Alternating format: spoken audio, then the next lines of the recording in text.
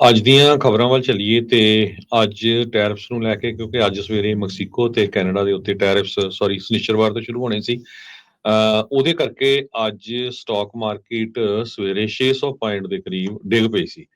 ਉਸ ਤੋਂ ਬਾਅਦ ਫਿਰ ਇਹ ਖਬਰ ਆਈ ਪਈ, ਜੋ ਮੈਕਸੀਕੋ ਦੀ ਪ੍ਰੈਜ਼ੀਡੈਂਟ ਕਲੌਡੀਆ ਹੈਗੀ ਆ, ਉਹਨਾਂ ਦੀ ਪ੍ਰੈਜ਼ੀਡੈਂਟ ਟਰੰਪ ਉਹਨਾਂ ਦੇ ਨਾਲ ਗੱਲਬਾਤ ਹੋਈ ਆ ਤੇ ਉਹ ਐਗਰੀ ਕੀਤੇ ਆ ਵੀ ਅਸੀਂ 10,000 ਦੇ ਕਰੀਬ ਜੋ ਫੌਜੀ ਆ ਉਹ ਯੂਐਸ ਬਾਰਡਰ ਦੇ ਉੱਤੇ ਲਾ ਰਹੇ ਆ, ਜੋ ਕਿ ਅਮਰੀਕਾ ਦੇ ਵਿੱਚ ਫੈਂਟਲਿਨ ਤੇ ਇਲੀਗਲ ਇਮੀਗ੍ਰੇਸ਼ਨ ਨੂੰ ਰੋਕੂਗੀ।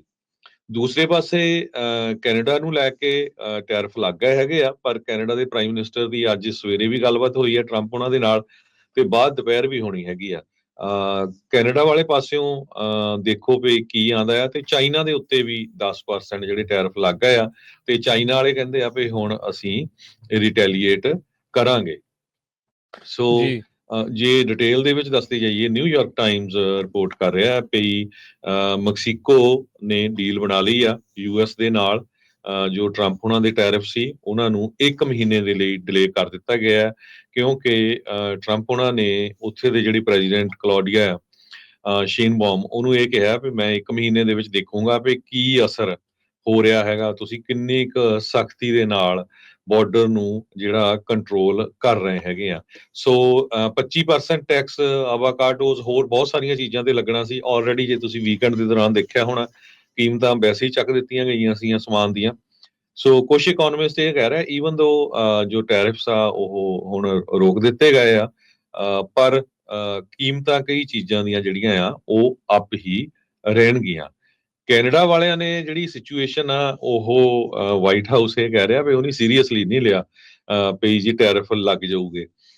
ਸੋ ਕੈਨੇਡਾ ਦੇ prime minister Justin Trudeau president Trump ਉਹਨਾਂ ਨਾਲ ਗੱਲਬਾਤ ਕੀਤੀ ਹੈ ਉਹਨਾਂ ਨੇ, ਤੇ ਕੀ ਹੁੰਦਾ ਆ, ਕਿਉਂਕਿ ਉਹਨਾਂ ਨੇ ਕਿਹਾ ਵੀ ਅਸੀਂ ਵੀ 25% ਟੈਕਸ ਲਾਉਣ ਜਾ ਰਹੇ ਹਾਂ ਅਮਰੀਕਾ ਦੀਆਂ ਚੀਜ਼ਾਂ ਦੇ ਉੱਤੇ। ਬਹੁਤ ਸਾਰੀ ਅਮਰੀਕਨ ਜਿਹੜੀਆਂ ਸ਼ਰਾਬ ਹੁੰਦੀ ਹੈਗੀ ਆ ਉਹ ਉੱਥੋਂ ਚੱਕ ਦਿੱਤੀ, ਤੇ ਇਸੇ ਤਰ੍ਹਾਂ ਕੈਂਸਲ ਕਰ ਦਿੱਤੀਆਂ ਕਈ ਟ੍ਰਿਪ ਜਿਹੜੇ ਕੈਨੇਡੀਅਨ ਸੀਗੇ।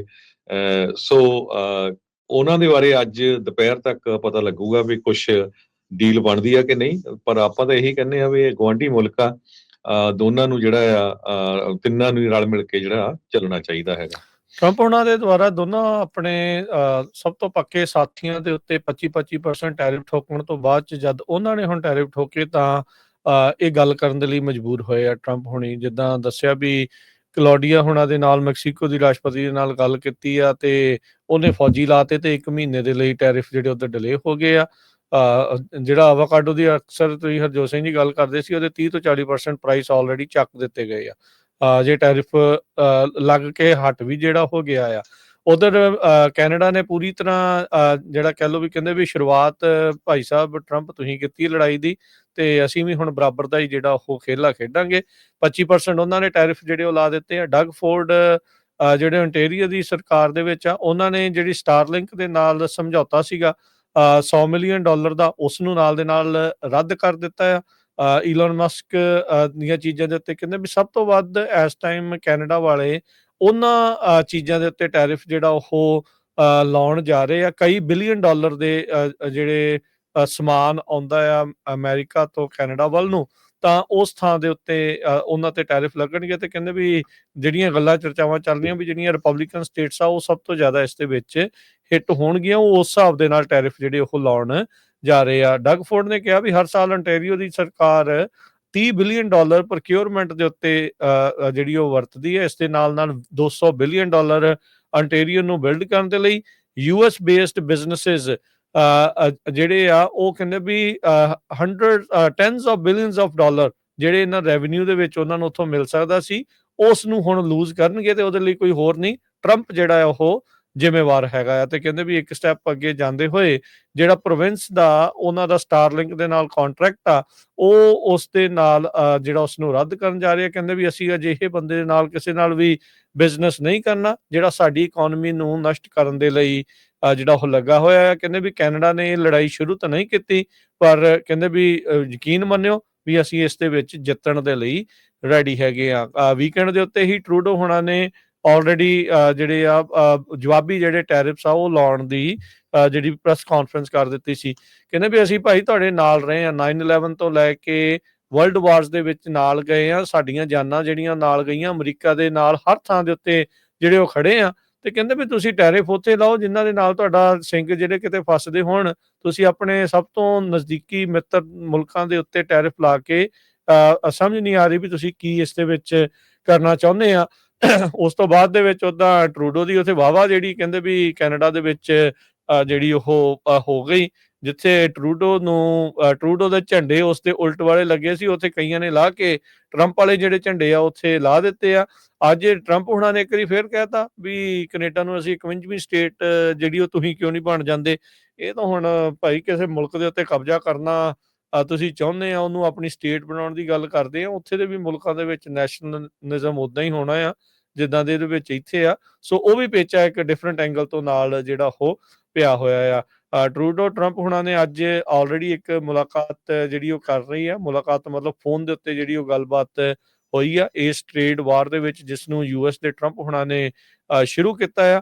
ਤੇ ਹੁਣ ਕਹਿੰਦੇ ਵੀ ਅੱਗੇ ਆਉਣ ਵਾਲਾ ਸਮਾਂ ਕਾਫੀ ਥੋੜਾ ਉਬੜ ਖਾਬੜ ਰਫ ਜਿਹੜਾ ਆ ਉਹ ਹੋ ਸਕਦਾ ਆ। ਟਰੰਪ ਹੁਣਾਂ ਦੇ ਜਿਹੜੇ ਟੈਰਿਫ ਕੈਨੇਡਾ ਦੇ ਉੱਤੇ ਲੱਗੇ ਆ, ਕੈਨੇਡਾ ਨੇ ਜਿਹੜੇ ਟੈਰਿਫ ਆ ਉਹ ਅਮਰੀਕਾ ਦੇ ਉੱਤੇ ਜਿਹੜੇ ਲਾਏ ਆ, ਇਸ ਦੇ ਨਾਲ ਇਕਨੋਮੀਜ਼ ਦੇ ਉੱਤੇ ਬਹੁਤ ਭੈੜਾ ਅਸਰ ਪੈਣ ਜਾ ਰਿਹਾ ਆ। ਆਉਂਦੇ ਸਮੇਂ ਦੇ ਵਿੱਚ ਇਹ ਵੀ ਹੋ ਸਕਦਾ ਹੈ ਵੀ ਇਹਨਾਂ ਮੁਲਕਾਂ ਦੇ ਵਿੱਚ ਜਿਹੜੇ ਰਿਸੈਸ਼ਨ ਆ ਉਸ ਪਾਸੇ ਵੱਲ ਨੂੰ ਵੀ ਗੱਲ ਜਿਹੜੀ ਉਹ ਤੁਰ ਸਕਦੀ ਹੈਗੀ ਆ। $30 ਬਿਲੀਅਨ ਦਾ ਜਿਹੜਾ ਸਮਾਨ ਅਮਰੀਕਾ ਤੋਂ ਕੈਨੇਡਾ ਚ ਆਉਂਦਾ, ਕੈਨੇਡਾ ਨੇ ਉੱਤੇ ਲਾਤਾ, ਤੇ ਕੈਨੇਡਾ ਤੋਂ ਜਿਹੜਾ ਮਲਟੀ $ਬਿਲੀਅਨ ਦਾ ਸਮਾਨ ਅਮਰੀਕਾ ਚ ਆਉਂਦਾ ਆ ਤਾਂ ਉਸ ਦੇ ਉੱਤੇ ਲੱਗ ਚੁੱਕਾ। ਸੋ ਦੋਨੋਂ ਹੀ ਮੁਲਕਾਂ ਦੇ ਆਮ ਲੋਕ ਆ ਉਹ ਪਿਸਣਗੇ ਇਸ ਟ੍ਰੇਡ ਵਾਰ ਦੇ ਵਿੱਚ। ਜਿੱਤਿਆ ਪਤਾ ਨਹੀਂ ਅੱਜ ਤੱਕ ਕੌਣ ਆ ਜਾਂ ਕੌਣ ਨਹੀਂ, ਪਰ ਆਮ ਲੋਕਾਂ ਦਾ ਜਿਹੜਾ ਇਸ ਦੇ ਵਿੱਚ ਕਹਿ ਲਓ ਵੀ ਪਸੀਨਾ ਜਿਹੜਾ ਉਹ ਇੱਕ ਹਿਸਾਬ ਦੇ ਨਾਲ ਨਿਕਲ ਜਾਂਦਾ ਆ।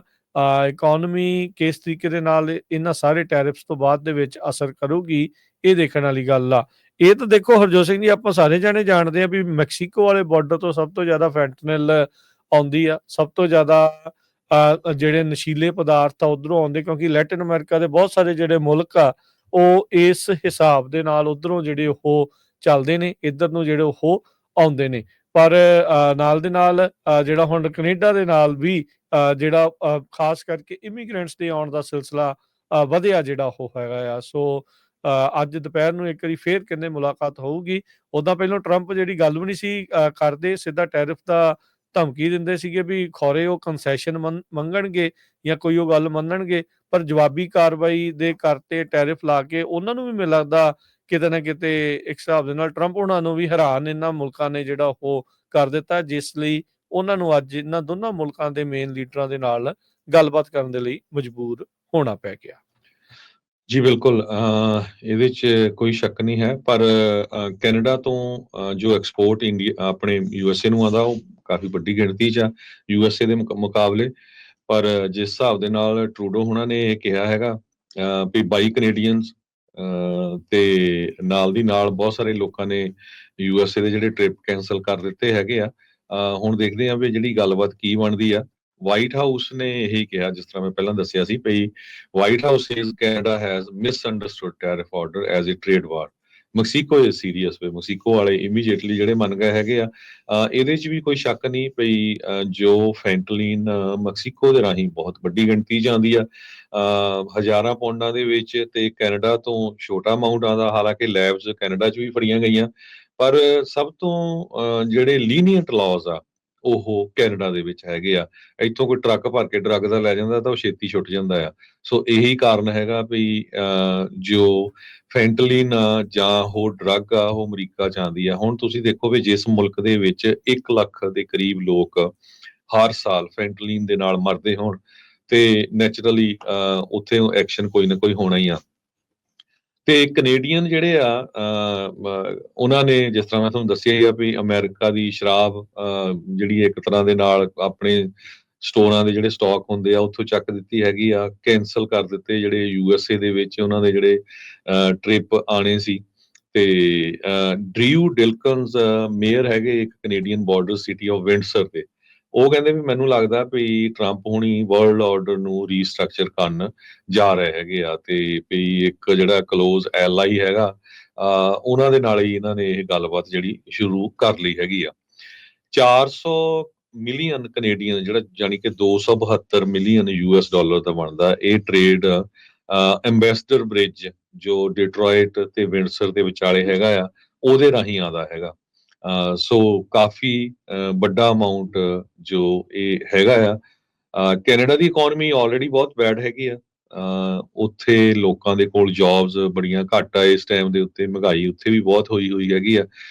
ਸੋ ਇੱਕ ਨਿਊਜ਼ਪੇਪਰ ਦੇ ਮੁਤਾਬਕ ਕਹਿੰਦੇ ਵੀ ਜਿਹੜਾ ਕੈਨੇਡਾ ਆ ਉਹਦੇ ਉੱਤੇ 18% ਜਿੱਦਾਂ ਕੀਮਤਾਂ ਦੇ ਉੱਤੇ ਫਰਕ ਪੈਣਾ ਸੀ, ਮੈਕਸੀਕੋ ਦੇ ਉੱਤੇ 10% ਤੇ ਅਮਰੀਕਾ ਦੇ ਉੱਤੇ 5 ਤੋਂ 8% ਤਾਈਂ। ਪਰ ਇੱਕ ਰਾਜਕਰਮਵੀਰ ਸਿੰਘ ਜੀ, ਬੜੀ ਅਨਫੋਰਚੂਨੇਟ ਗੱਲ ਇਹ ਆ ਵੀ ਇਹ ਸਾਰੇ ਕਾਸੇ ਦੇ ਵਿੱਚ ਜਿਹੜੇ ਸੋਸ਼ਲ ਮੀਡੀਆ ਦੇ ਉੱਤੇ ਪੰਜਾਬੀ ਆ ਉਹ ਇੱਕ ਦੂਜੇ ਨੂੰ ਜਿੱਦਾਂ ਤੱਤੇ ਹੋਏ ਆ। ਜਿਹੜੇ ਟਰੰਪ ਹੋਣਾ ਦੇ ਸਪੋਰਟਰ ਆ ਉਹ ਕਹਿ ਰਹੇ ਆ ਵੀ ਅਸੀਂ ਕੈਨੇਡਾ ਨੂੰ ਆਹ ਕਰ ਦੇਣਾ, ਕੈਨੇਡਾ ਵਾਲੇ ਕਹਿ ਰਹੇ ਵੀ ਨਹੀਂ ਅਸੀਂ ਆਹ ਕਰਨਾ। ਵੀ ਭਾਈ ਆਪਾਂ ਤਾਂ ਆਪਸ ਦੇ ਵਿੱਚ ਭਰਾ ਭੈਣਾਂ ਹੀ ਹੈਗਾ, ਇਹ ਕੋਈ ਐਡੀ ਗੱਲ ਨਹੀਂ ਹੈ। ਇਹਨਾਂ ਨੇ ਪੋਲੀਟੀਸ਼ੀਅਨ ਆ ਆਪਸੀ ਸਮਝੌਤਾ ਹੋ ਜਾਣਾ ਆ, ਤੁਹਾਨੂੰ ਆਪਸ ਦੇ ਵਿੱਚ ਨਹੀਂ ਏਦਾਂ ਤੱਤੇ ਹੋਣਾ ਚਾਹੀਦਾ। ਜਿਹੜੇ ਕੈਨੇਡਾ ਵਾਲੇ ਆ ਉਹ ਕੈਨੇਡਾ ਪ੍ਰਤੀ ਗੁੱਡ ਹੋਣ, ਆਪਣਾ ਮੁਲਕ ਆ। ਜਿਹੜੇ ਅਮਰੀਕਾ ਵਾਲੇ ਉਹ ਅਮਰੀਕਾ ਦੇ ਪ੍ਰਤੀ ਗੁੱਡ ਹੋਣ। ਜਿੱਥੇ ਕੋਈ ਚੀਜ਼ ਗਲਤ ਹੁੰਦੀ ਆ ਉੱਥੇ ਬੋਲੋ ਜ਼ਰੂਰ ਵੀ ਹਾਂ ਇਹ ਚੀਜ਼ ਜਿਹੜੀ ਗਲਤ ਹੈਗੀ ਆ। ਪਰ ਆਪਾਂ ਤਾਂ ਇਹੀ ਆਸ ਕਰਦੇ ਹਾਂ ਵੀ ਆਪਣੇ ਜਿਹੜੇ ਦੋਨੋਂ ਹੀ ਗੁਆਂਢੀ ਮੁਲਕ ਹੈਗੇ ਆ ਮੈਕਸੀਕੋ ਤੇ ਕੈਨੇਡਾ, ਉਹਨਾਂ ਦੇ ਨਾਲ ਯੂਐਸ ਦੇ ਜਿਹੜੇ ਰਿਲੇਸ਼ਨ ਆ ਉਹ ਬਹੁਤ ਵਧੀਆ ਰਹਿਣ। ਬਿਲਕੁਲ, ਪਰ ਉਹ ਹਰ ਇੱਕ ਜਣਾ ਜਿੱਦਾਂ ਨਾ ਨੈਸ਼ਨਲਿਜ਼ਮ ਦਾ ਭੂਤ ਸਵਾਰ ਜਿੱਦਾਂ ਇੰਡੀਆ 'ਚ ਉਦਾਂ ਹੀ ਬਾਕੀ ਦੁਨੀਆ ਦੇ ਵਿੱਚ ਹੀ ਆ। ਅਮਰੀਕਾ ਵਾਲਿਆਂ ਨੂੰ ਵੀ ਉਦਾਂ ਹੀ ਆ, ਕੈਨੇਡਾ ਵਾਲਿਆਂ ਨੂੰ ਵੀ ਉਦਾਂ ਆ। ਸੋ ਆਪਣੇ ਮੁਲਕ ਦੇ ਪ੍ਰੇਮ ਦੇ ਵਿੱਚੋਂ ਇਹ ਜਿਹੜੀਆਂ ਗਾਲਾਂ ਆ ਉਹਨਾਂ ਦੀਆਂ ਨਿਕਲਦੀਆਂ ਆ। ਇਹ ਜਿਹੜਾ ਗੁੱਸਾ ਆ ਉਹਨਾਂ ਦਾ ਜਿਹੜਾ ਉਹ ਝਲਕਦਾ ਆ। ਇੱਕ ਮੁਲਕ ਦੂਜੇ ਮੁਲਕ ਨੂੰ ਕਹੇ ਵੀ ਅਸੀਂ ਤੈਨੂੰ ਆਪਣਾ ਸੂਬਾ ਹੀ ਬਣਾ ਲੈਣਾ ਆ, ਉਹ ਵੀ ਕਿੱਥੇ ਗਵਾਰਾ ਨਹੀਂ ਆ ਨਾ ਉਹ ਗੱਲ ਉਹ ਲੋਕਾਂ ਨੂੰ। ਸੋ ਇਹ ਜਿਹੜੀਆਂ ਚੀਜ਼ਾਂ ਇਸ ਟਾਈਮ ਹੋ ਰਹੀਆਂ ਹੈਗੀਆਂ ਆ। ਸੋ ਡੋਨਲਡ ਟਰੰਪ ਉਹਨਾਂ ਦੀ ਪ੍ਰੈਜ਼ੀਡੈਂਸੀ ਦੇ ਵਿੱਚ ਡਿਸਰਪਸ਼ਨ ਆਉਂਦਿਆਂ ਹੀ ਕਈ ਤਰੀਕੇ ਦੀ ਜਿਹੜੀ ਉਹ ਹੋਈ ਆ, ਜਿੱਥੇ ਇਮੀਗ੍ਰੇਸ਼ਨ ਦੀਆਂ ਰੇਡਾਂ ਨੇ ਅਮਰੀਕਾ ਦੇ ਵਿੱਚ ਤਰਥੱਲੀ ਜਿਹੜੀ ਉਹ ਮਚਾਈ ਆ। ਉਧਰ ਟੈਰਿਫਸ ਦੀ ਜਿਹੜੀ ਗੇਮ ਆ ਉਸਨੇ ਵੀ ਜਿਹੜੀ ਇਸ ਟਾਈਮ ਇਕੋਨਮੀਜ਼ ਨੂੰ ਹਿਲਾ ਕੇ ਰੱਖ ਦਿੱਤਾ ਹੈਗਾ ਆ। ਸੋ ਇੱਕ ਵਾਰੀ ਫੇਰ ਜੇ ਆਪਣੇ ਸਰੋਤਿਆਂ ਦੇ ਨਾਲ ਸਾਂਝ ਪਾਉਂਦੇ ਜਾਈਏ, ਸ਼ਨੀਚਰਵਾਰ ਨੂੰ ਮੈਕਸੀਕੋ ਤੇ ਕੈਨੇਡਾ ਦੇ ਉੱਤੇ 25% ਟੈਰਿਫ ਚਾਲੂ ਹੋਇਆ, ਜਿਸ ਦੀ ਜਵਾਬੀ ਕਾਰਵਾਈ ਦੇ ਵਿੱਚ ਮੈਕਸੀਕੋ ਨੇ ਤੇ ਕੈਨੇਡਾ ਨੇ ਦੋਨਾਂ ਨੇ ਹੀ ਅਮਰੀਕਨ ਗੁੱਡਸ ਦੇ ਉੱਤੇ ਟੈਰਿਫ ਜਿਹੜੇ ਆ ਉਹ ਐਲਾਨ ਦਿੱਤੇ। ਉਸ ਤੋਂ ਬਾਅਦ 'ਚ ਟਰੰਪ ਹੋਣਾ ਨੇ ਅੱਜ ਗੱਲਾਂ ਬਾਤਾਂ ਕੀਤੀਆਂ ਮੈਕਸੀਕੋ ਦੀ ਰਾਸ਼ਟਰਪਤੀ ਦੇ ਨਾਲ ਵੀ ਤੇ ਕੈਨੇਡਾ ਦੇ ਪ੍ਰਧਾਨ ਮੰਤਰੀ ਨਾਲ ਵੀ। ਮੈਕਸੀਕੋ ਵਾਲੇ ਕਹਿੰਦੇ ਵੀ ਅਸੀਂ ਬਾਰਡਰ ਤੇ 10,000 ਫੌਜੀ ਲਾਉਣ ਜਾ ਰਹੇ ਹਾਂ। 1 ਮਹੀਨੇ ਦੇ ਲਈ ਉਹਨਾਂ ਦੇ ਟੈਰਿਫ ਡਿਲੇ ਹੋ ਗਏ ਆ।